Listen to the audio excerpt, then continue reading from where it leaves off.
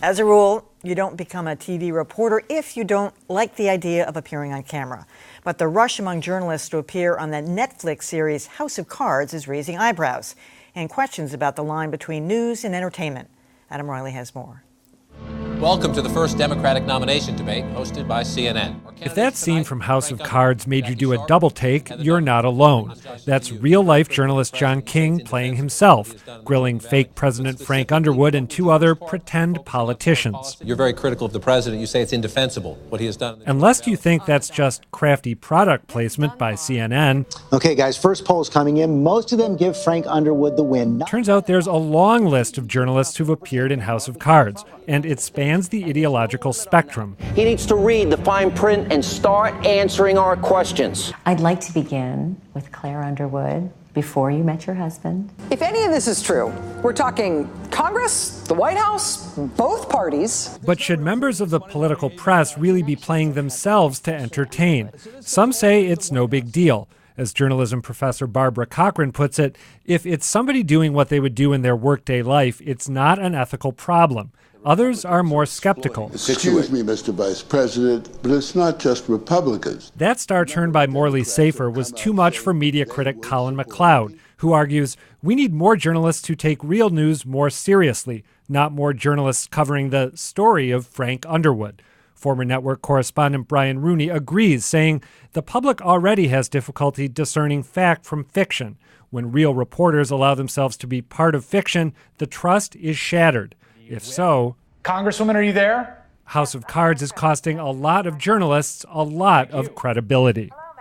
That, of course, is my brother Brian Rooney, who wrote about this a year ago in March, so he's been onto it for a while. I think the thing that bothers me now is this slippery slope. I think this is what was Brian Williams' downfall.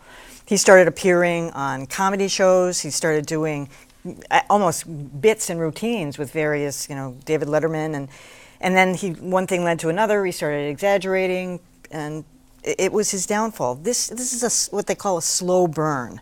But you could make a case that this is less problematic than what Brian Williams did, because these guys, they're not out there, trying to be funny, slow jamming the news, or telling war stories that don't quite hold up. They are trying to replicate the work that they do on a daily basis. I mean, I think it's a little embarrassing. It suggests how egomaniacal a lot of members of our general profession are. But I don't actually know how big of an ethical issue it is. Not necessarily ethical. Yeah. I'm not I sure want to tell ethical. you why I think it's an ethical issue, because I'm tempted not to be a prig about this and say it's harmless. It's harmless fun. But, at the end of the day, if you're taking a check from Hollywood, and part of your job is to be critical of Hollywood. I mean, it should be that we have these big networks stand aside from them, and that Hollywood's very powerful. These networks, the media, very powerful. There should be some separation, I think, and so it kind of melds them in a way that I think is ultimately, in aggregate, pernicious. Not individually. Like if John went on TED 3, for example, How do we know he's not already in it? Is that my phone ringing? How could we deny him that fun? And you'd get a nice check and $7 a month in residuals, and that would be great.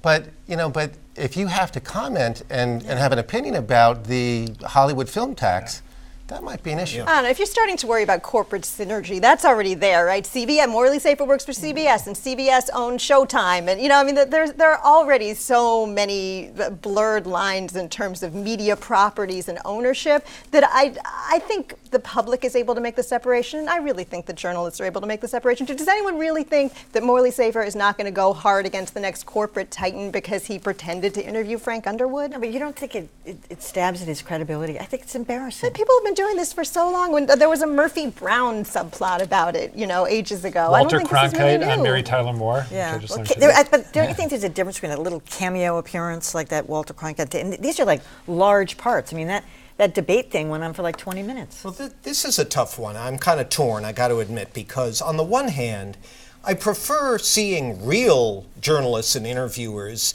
in these shows rather than the alternative, which is often, fake reporters who are so ridiculous and create such a sort of bizarre comic interpretation. I mean, it really is offensive to the craft. On the other hand, with the exception of John King, who I thought did a great job moderating that debate, he just let them go at each other and stood back. That's what I like to see. The other reporters, journalists, hosts, kind of made fools of themselves because they let these snakes, Frank Underwood, etc., kind of walk all over them. I mean, they were cast as buffoons. Now, maybe that's reality TV. I would hope not. I don't know. I haven't seen all the way down to the 2-episode arc involving Matt Bai, who is the former New York Times reporter who plays him. I mean, when you're crossing the line into acting, that's what they're doing. maybe it's a little bit. Rachel Maddow having and Sean Hannity having a little fun sending themselves up while they're sending up Washington media. I don't have a problem with that. I don't know. I mean, I'm harking back to Sacha Baron Cohen. People didn't know who he was when they were Ali G. Isn't that what he called himself? Right. Yeah. He actually tried to entrap my dad, and my dad picked up the microphone and threw it down. But again, he said it was asking ridiculous questions. But he made Sam Donaldson look like a jerk, made him look like a total fool. A couple other correspondents. My point is that you never know how these things are going to end up.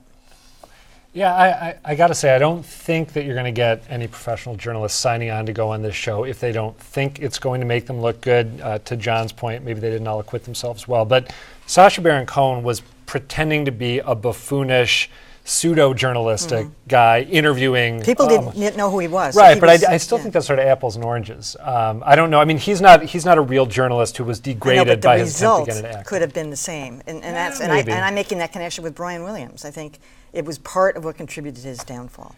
Trying so hard to be part of something and then realize you've been had, or you're making a fool of yourself, or you're the brunt of the joke.